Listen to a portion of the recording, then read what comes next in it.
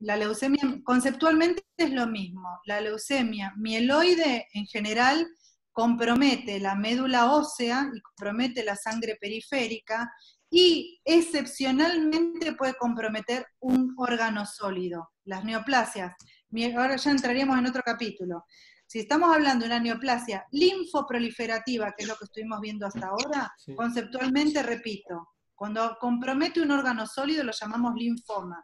Cuando además compromete la médula ósea y o la sangre periférica, la llamamos leucemia.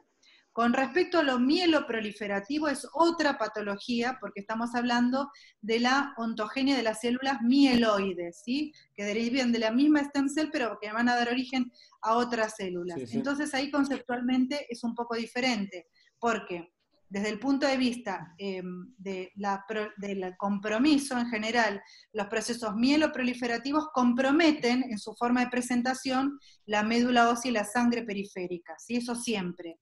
Excepcionalmente comprometen órganos sólidos, y en ese caso se llaman, cuando el compromiso es de una neoplasia mieloproliferativa en un órgano sólido, como podría ser, por ejemplo, no sé, qué sé yo, ganglio, podría ser un ganglio, o podría ser una neoplasia no un órgano no hematopoyético, ahí lo llamamos sarcoma mieloide.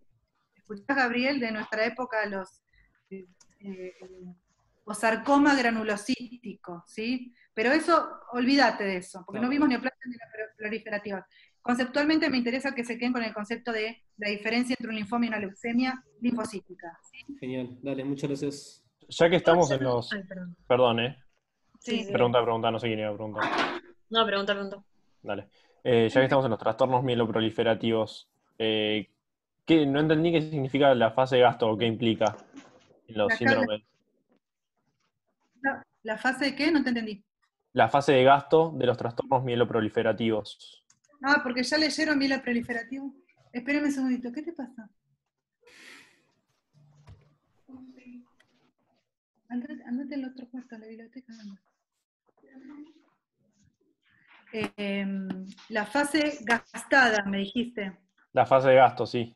Sí, la fase gastada es la fase final de cualquier cuadro mieloproliferativo en donde la médula ósea va a estar reemplazada por tejido fibrótico y colágeno. Va a haber fibrosis reticulínica y fibrosis colágena, es decir, va a ser una médula hipocelular, es decir, se va a traducir en la sangre periférica por citopenias, ¿sí? Porque no hay una hematopoiesis adecuada. Entonces la fase gastada es precisamente que se gasta la médula, y el reemplazo de las células hematopoyéticas ocurre por proliferación de fibroblastos y factores de estimulación de células que van a producir colágeno y reticulina, ¿sí? Perfecto, gracias. ¿Esto implica hematopoiesis extramedular o no necesariamente? A veces sí, a veces en general en las fases gastadas se acompañan de esplenomegalia, y esa esplenomegalia es producida, o hepatomegalia, por hematopoiesis extramedular, ¿sí? Yo tengo una pregunta, doctora. No sé si te la voy a aceptar. Cuando, no, porque aparte ya en un ratito tenemos la otra conferencia para atender, pero cuando el hematólogo hace la punción de médula ósea, de paso ellos se enteran que los hematólogos hacen las punciones de médula ósea, ese cuadro que acaban de preguntar, ellos se dan cuenta porque sacan un cilindro que está muy duro y muy seco, no hay caracú, ¿me explico? No hay sangre ahí adentro, o no hay serie hematopoyética, que es lo que llaman, creo que, dry tap. ¿Estoy lo cierto? Esa es la pregunta. Exactamente, es una médula seca, que ellos llaman y sacan una célula. Acuérdense que el procedimiento, estaría bueno que en algún momento vieran algún procedimiento por Zoom, que podemos proponerle a los hematólogos, de la toma de una biopsia de médula ósea, porque se hace con una aguja en la cresta ilíaca, en los pacientes adultos, y ellos en el mismo momento que hacen la extracción del cilindro óseo, hacen un extendido sobre un portaobjetos. Y es en ese extendido, ellos ya hacen el primer diagnóstico de lo que están viendo, hacen lo que se llama medulograma, ¿sí? Hacen una cuantificación porcentual y cualitativa de cada una de las células que están en la médula ósea. Cuando ellos esto no lo pueden hacer, precisamente es cuando tienen una médula seca y fibrosa por este motivo. Entonces, ese es el momento en el cual los patólogos somos imprescindibles, porque vamos a tener el cilindro óseo que nos va a aportar todo, y ellos no tienen el apoyo de poder hacer el análisis del medulograma, porque ese cilindro no descamó ninguna célula. ¿Está? Quiero hacer una aclaración, porque preguntaban por ahí si no puede haber una afectación de médula ósea sin sangre periférica. Lo que llamaban, ¿cómo era que le decían? Leucemia aleucémica. El tema Sí. que es extremadamente raro por cómo se presentan los pacientes. O sea, para ver la afectación de médula ósea hay que hacer una biopsia de médula ósea, que se hace de rutina a nivel external o depende de la edad del paciente y demás, ¿no? Pero bueno, ¿cómo llega un paciente a hacerse una médula ósea? Porque tiene trastornos en sangre periférica, en general, y a raíz de eso va a hacer una punción de médula ósea para estudiarla, ¿sí? Anemias de larga evolución, etc. Hay una cantidad de situaciones hematológicas que llevan a la biopsia de médula ósea. Como esa es la manera de razonar de nuestra medicina, la situación de una biopsia de médula ósea sin nada en sangre es rara, porque no es la manera como llegamos a la biopsia de médula ósea, ¿se entiende? Pero en algunos casos, si hacen una tomografía o imágenes muy detalladas, pueden ver afectación dentro de la médula, digamos, por imágenes, pero es rarísimo eso. No es la manera de rastrear una leucemia, los pacientes se manifiestan por sangre. Corregime, Sí, Erika, sí, no es mi señor. tema, pero Ok. a veces la óptica Gracias. más global los ubica donde estamos parados, ¿sí? ¿Puedo Bueno, hacer a una ver. consulta respecto de eso? Sí. En el caso de una leucemia, en realidad linfoma, o leucemia linfoblástica aguda, que decía que podía tener una presentación de tipo linfoma, ¿cómo puede ser? Si surge en la médula ósea, ¿cómo puede tener una presentación de tipo linfoma? En la leucemia Leucemia linfoblástica, linfoblástica aguda, que surge en la médula ósea, no entiendo cómo puede tener una presentación de tipo linfoma. claro, esa leucemia linfoblástica es la forma de presentación, vos tenés que pensar eso. No es que no compromete la médula ósea, pero la forma de presentación de una leucemia linfoblástica aguda, dependiendo si es B o T, acordate, la leucemia linfoblástica B es la que se ve en los pacientes pediátricos, y es así, la forma de presentación es una anemia severa, es un chiquito que viene súper pálido, ojeroso, que no se levanta de la cama, que los padres consultan porque lo notan raro. ¿Por qué tiene ese compromiso? ¿Por qué tiene esa presentación clínica? Porque tiene una médula totalmente ocupada por linfoblastos B, ¿sí? Acuérdense que de paso repasamos que eran los que marcaban, que tienen un factor de transcripción nuclear, que marcan ¿cuál anticuerpo? ¿Se acuerdan? Las leucemias linfoblásticas. TDT, muy bien. Ese paciente, yo tengo una leucemia linfoblástica que se presenta como compromiso de la médula ósea, inmediatamente tengo que pensar, antes de verle inmuno, que esa es una leucemia linfoblástica B, porque la forma de presentación más frecuente es el compromiso de la sangre periférica, ¿sí? Ahora, si tengo un paciente de 16 años, ¿sí? Y viene con disnea, ¿sí? Con dolor precordial, viene disnea, le falta el aire, o sea, se acuesta y hace ejercicio y le cuesta respirar. Ese paciente puede tener dos diagnósticos diferenciales de lo que ustedes vieron hasta acá. ¿Cuáles podrían ser? De lo que ya estuvimos hablando acá. ¿Pensarían en un cáncer de pulmón, en un chico de 15 años, 16 años, a una chica de 15, 16 años, con una disnea? Y si le ven una masa mediastinal enorme, ensanchamiento del mediastino, ¿pensarían en un cáncer? Sí. ¿Sí? ¿En un cáncer de pulmón? A esa No. edad, a esa edad es pulmón, no. complicado. Linfoma de Hodgkin. ¿Sí? Para hacer linfoma Hablamos de de que había Hodgkin. cáncer de pulmón en personas jóvenes, pero...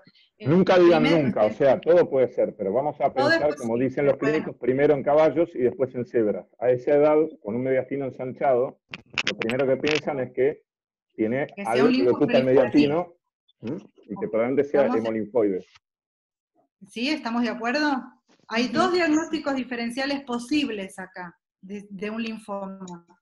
¿Alguien se anima a pensar en uno y otro en otro? A ver, Hodgkin. Félix, que no le escuché la voz. ¿Quién es Félix? Dijeron Hodgkin, pero no alcanza con decir Hodgkin. Tiene que decir subtipo. Folicular. Folicular No. linfoma, pero que, a ver, Linfoma no Hodgkin, pará. Linfoma Hodgkin está perfecto. Ese es el primer diagnóstico a considerar. ¿Cuál sería la variante, la que más eso. frecuentemente afecta a la La clínica? esclerosis nodular. Muy bien, Eso. entonces. Muy bien. Un Y es una diagnóstico chica, y si quieren leer el libro, es una chica, no un chico, porque es mucho más frecuente. supongamos. ¿Eh? Y el otro diferencial es que sea una leucemia linfoblástica fenotipo T. ¿Por qué esto? Leucemia o linfoma linfoblástico. Porque la presentación más habitual de una leucemia linfoblástica T, como vos dijiste, obviamente compromete la médula ósea, pero la forma de presentación más habitual es como masa extraganglionar o extrahematopoyética. Acuérdense, masa mediastinal, o es un Hodgkin, o es una leucemia linfoblástica T. Si es leucemia, si es anemia, compromiso masivo de la médula ósea, hay que pensar linfoblástica B. Es muy raro que en la presentación la leucemia linfoblástica B, la leucemia linfoblástica T comprometa la médula ósea, ¿sí? Pero Siempre si surge en la médula ósea, ¿cómo puede ser que no la comprometa? Ah, no, la T, la B. No, pero a ver, no se está diciendo que no la compromete, está hablando de manera de presentación. Si vos vas a un clínico y demostrás que tenés ganglios palpables, o en una imagen te ven el mediastino lleno de ganglios de cosas, van a decir es un linfoma, ¿sí? Bueno, a esa edad, ese linfoma es o un Hodgkin esclerosis nodular, si es una chica, o la otra que sea un linfoma linfoblástico B, ¿sí? Exactamente. Con Aparte manifestación primaria, primero en ganglio. Si vas a la médula ósea, lo más probable es que la médula ósea esté comprometida, porque es la regla en esos casos, ¿sí? Pero no se...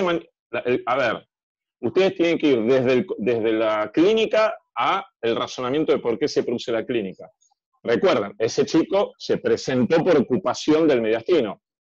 Otro al lado de él podría haberse manifestado o presentado por leucemia, por sangre, por anemia, por trastornos hematológicos, no por un mediastino ocupado. Y podría tener la misma patología, pero son dos maneras de presentación. Lo que la doctora dice es que con esa clínica y con ese tipo de linfoma es muy frecuente la manifestación en ganglios inicial, que no quiere decir que no tenga también la médula, pero se manifiesta por los ganglios, ¿sí? Pero para que voy a hacer una aclaración Vale. importante. Ustedes recuerden que los linfocitos T se originan en la médula ósea y terminan de madurar en el timo, con lo cual es más frecuente, ¿sí? Es más, en condiciones normales, en el timo, hay células tímicas que expresan TDT, porque son las células que quedaron retenidas y que normalmente están en el timo. De hecho, nos sirve a nosotros, a los patólogos, cuando tenemos que necesitamos un control de TDT, vamos a buscar las células tímicas que normalmente expresan TDT. Por eso, además, la presentación más habitual de una leucemia linfoblástica T es en el mediastino, en la zona del timo. Ah, ok. ¿Sí? Esa es la presentación. Tiene que ver con eso. Porque la expansión clonal se produce, si bien se produjo la proliferación de la médula ósea, esas células viajaron al timo y ahí es donde se produce la expansión clonal. Pero no significa que no comprometa la médula ósea. La médula ósea también la comprometen, pero la presentación más habitual y debido al compromiso de del timo por la maduración propia que tienen los linfocitos en el timo, es esa la presentación, ¿está? O sea que es un linfoma aunque comprometa la médula ósea y la sangre periférica, solo por la forma de presentación clínica. Exactamente, es un linfoma linfoblástico T. En general lo llamamos así porque el compromiso de la presentación es como una masa, ¿sí? Por eso lo llamamos linfoma linfoblástico. Obviamente que en el screening del seguimiento y preestadificación hay que hacerle la médula ósea, probablemente esté comprometida, ¿sí? Esto es como todo en la medicina. Viene una chica de 20 años al consultorio en una guardia periférica con pérdidas. ¿Cuál es el primer diagnóstico que ustedes piensan? Y embarazo.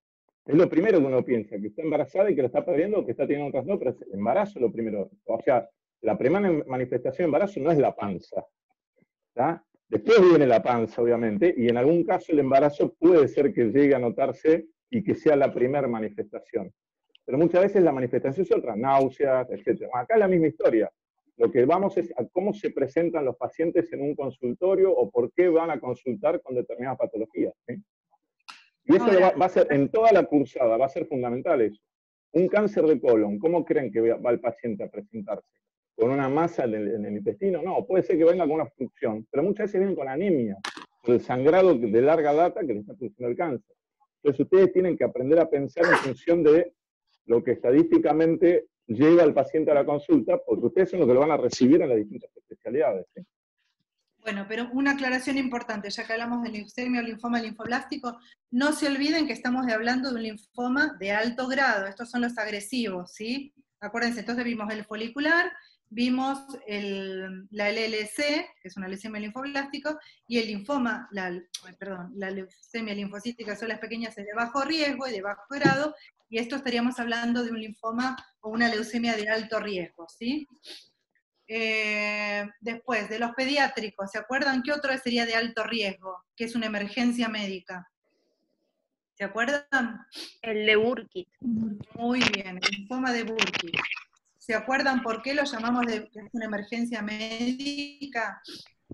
Porque tiene una alta tasa de proliferación, Exacto. muy rápido, y con tratamiento precoz tiene buen pronóstico. Exactamente, porque duplica su tasa de crecimiento celular al 100% en 24 horas, por eso es una emergencia médica, ¿sí? Entonces, ¿y este linfoma, se acuerdan qué origen tiene? La translocación, o sea, lo molecular. El linfoma Burkitt. Son linfocitos del centro germinal. Muy bien. Burkitt es B. ¿Sí? Bien, bien. Bueno, de los otros de bajo grado, hablamos del linfoma de la zona marginal extranodal. Sí. En lo que es Burkitt, me acuerdo que había dicho que el Epstein-Barr tenía un papel en su patogenia también. Y lo que hace el Epstein-Barr, o sea, es básicamente lo de generar que proliferen las células y que se genere la translocación que da la enfermedad. Exactamente. Okay. Lo que hace el Burkitt, lo que hace el Epstein-Barr virus es generar la expansión clonal y la adquisición de alteraciones genéticas moleculares que van a llevar a la translocación 8-14, ¿sí? Y el rearreglo del oncogen semic, la amplificación, ¿sí?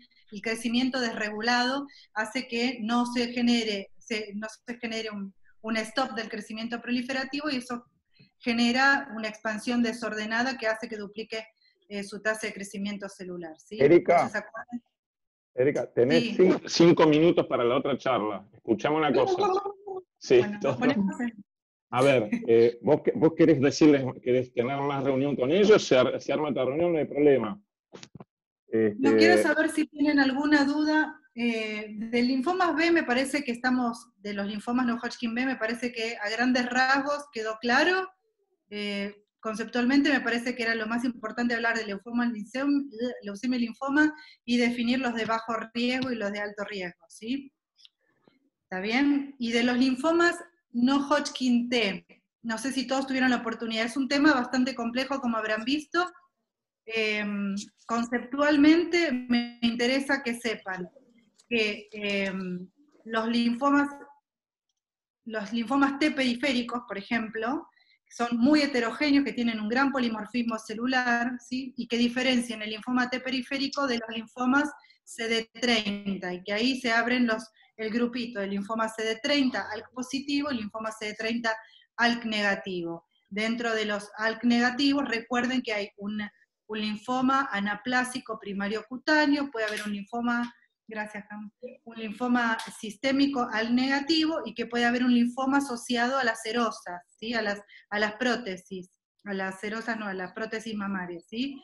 Que había habido una pregunta, muy bien, que yo había dicho que en general la expresión del EMA, que también es un anticuerpo aberrante porque es un antígeno, EMA es antígeno de membrana epitelial, se ven neoplasias epiteliales. Pero ¿qué pasa? Es una expresión aberrante. Llamativamente, no se sabe por qué mecanismo, los pacientes que expresan mucho EMA están relacionados al ALK, como que van paralelamente. Es decir, que un linfoma anaplásico CD30 positivo que tiene mucho EMA, en general se vincula con un ALK positivo, ¿sí? El saber que un paciente es ALK positivo al paciente y al médico le sirve porque esto tiene un tratamiento específico y un excelente pronóstico, ¿sí? Ahora, el linfoma neoplásico asociado a las prótesis mamarias puede tener expresión de EMA, pero es focal y es débil, no es la expresión intensa y difusa que vemos en un ALK positivo. Por ende, el linfoma anaplásico asociado a las prótesis mamarias es ALK negativo, ¿sí? Entonces, conceptualmente, el EMA, si lo tienen, es focal y débil, ¿sí? No es intenso como se ven los anaplásicos ALK positivos, ¿sí? Y después teníamos, para situarnos, el grupo de los más agresivos, si tuviéramos que poner en un contexto de agresividad de los linfomas T, diríamos que el más agresivo de todos, ¿cuál es? El periférico. El T periférico. Bien, ¿quién dijo eso, Gabriel? No, No. vale que vos hables. No, fui yo. Ah, bueno, bien, muy bien. El T periférico. El de mejor pronóstico sería entonces el Positivo. Positivo. positivo. Y el de pronóstico intermedio sería Negativo. los ALK negativos, sabiendo que también acá hay una heterogeneidad, porque podemos tener 3 subgrupos genéticos, ¿sí? Que es DUSP22, el TP63 y el que es triple negativo, que no es ni TP63, ni DUSP22, ni ALK, que es el que está menos caracterizado genéticamente, ¿sí? Dentro de ese subgrupo de los ALK negativos diríamos, por ejemplo, que el DUSP22 se parece más a un ALK positivo que a un ALK negativo, y el TP63 es el que se parece, del grupo sería de los más agresivos, emparentándose más con el linfoma T periférico, ¿sí? ¿Está? Y después teníamos otro linfoma agresivo, que es el linfoma angioinmunoblástico, que la característica de este linfoma es que tiene su origen en donde, En las células ya que hablamos de T follicular helpers. muy bien, las células TFH, ¿sí? Con lo cual van a tener coexpresión de algunos anticuerpos que ya conocemos para las células B, que son el BCL6, el CD10, que lo vemos normalmente en los folículos, ¿sí? Y acá tenemos el CD4, que eso es lo que nos da la pauta de que es un linfoma, son linfocitos TFH, ¿está? Una Y consulta. esos que tenían... Sí. ¿El linfoma T periférico folicular también no debería de una T folicular helper? Muy bien, acá tenemos dos cosas que hay que hacer el diferencial. Uno es el linfoma T periférico, subtipo folicular, que tiene el origen en las células TFH, y el otro es el linfoma angioinmunoblástico, que también tiene el origen en las mismas células TFH, por eso son bastante difíciles de establecer el diagnóstico diferencial. ¿Qué es lo más importante para el diagnóstico diferencial?